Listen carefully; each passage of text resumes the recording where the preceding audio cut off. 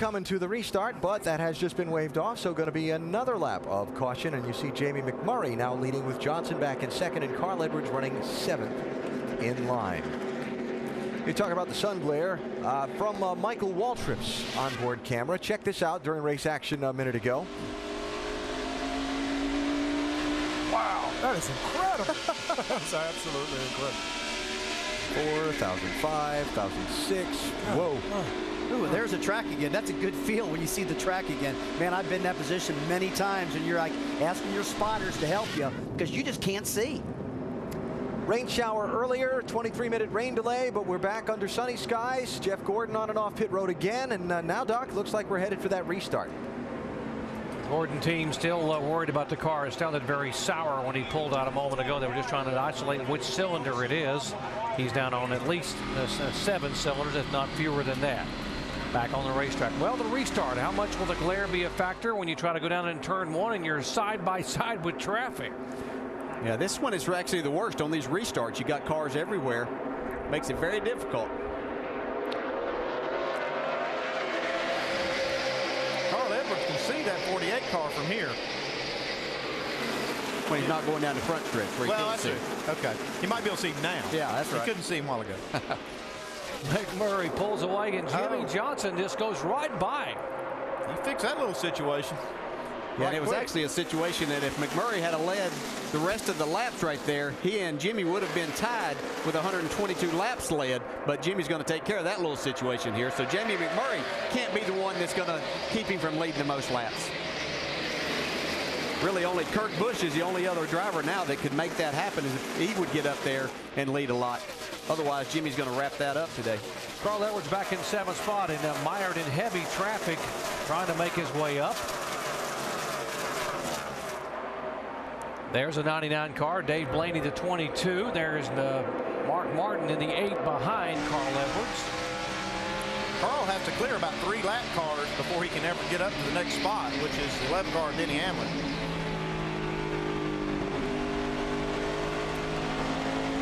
While we watch Carl try to make his way up a position, let's check in the Jeff Gordon pits with Steve Letarte. Shannon. Well, Steve Letarte, they have been able to bring that car down pit road. I know you've looked under the hood. Have you guys been able to diagnose what the problem is? No, I think it's summed up in the valve train. You know, he felt it lose power earlier in the day, so I'm sure it probably bent a valve and it finally broke, but I can't say no. You know, Hendrick engines have given us great engines all year long. They've given us better engines than we've had cars here some, so you know, it's not what we wanted to finish the year, but DuPont Chevrolet was good off the truck, and you know, I guess it's just kind of our year.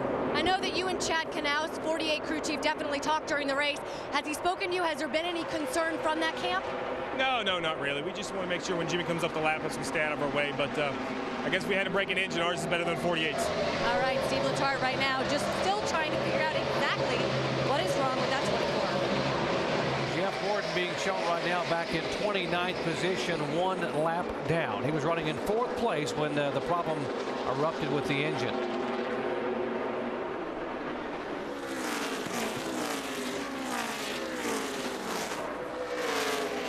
See Jimmy Johnson back out front here. He didn't waste much time in making that and getting it back to the front. Now watch this restart here where he tries to get around the 26 car of McMurray. Yeah, you can see he follows him into the corner, goes up high, but then he gets a great run and just turns his car right to the bottom of the racetrack. And that's smart driving along with a good race car.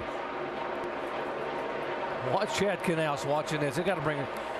Come on, Chad, you can smile. Yeah, there's my driver. Yeah, that's right. He's saying thank you. Yeah, yeah. We won't wait on that tape next time, but we appreciate you doing that. Tony Stewart in the 20 car and the 16 at Greg Biffle waging their own little battle back here for 9th position. Yeah, they've been going at it pretty hot and heavy here. Biffle making a move there. Really impressive run for Greg Biffle. Tony Stewart's had a good day too. He's come from pretty far back here and able to work his way into the top 10. See, he's right on the bottom trying to battle Biffle, who's trying to run that higher line.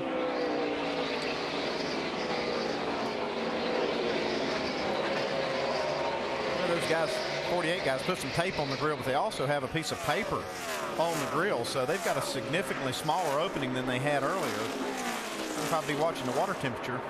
It's not like he's going to catch anybody to get it off of there either, is it? No. I mean, it's going to take him a while to get around. he's definitely restricted that opening quite a bit. Dave? Okay, so, sorry, here are the numbers. He asked Jimmy what his water temperature was. He said between 200 and 205. That's how they knew they could add the tape.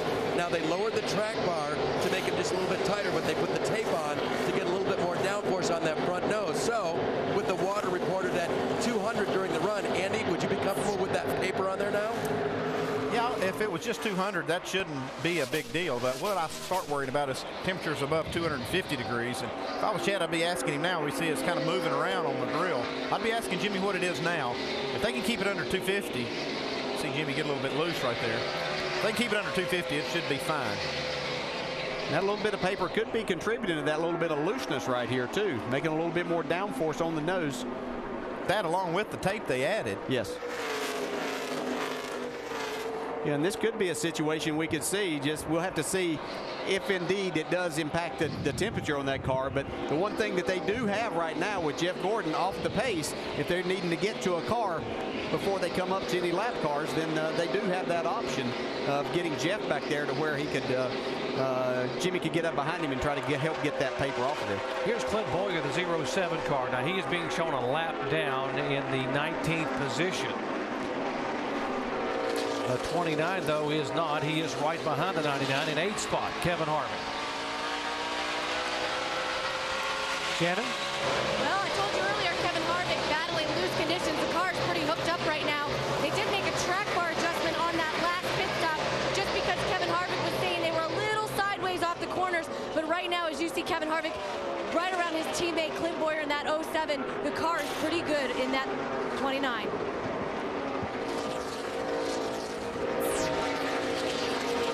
Harvick having trouble keeping the nose of his car pinned underneath his teammate, Clint Boyer.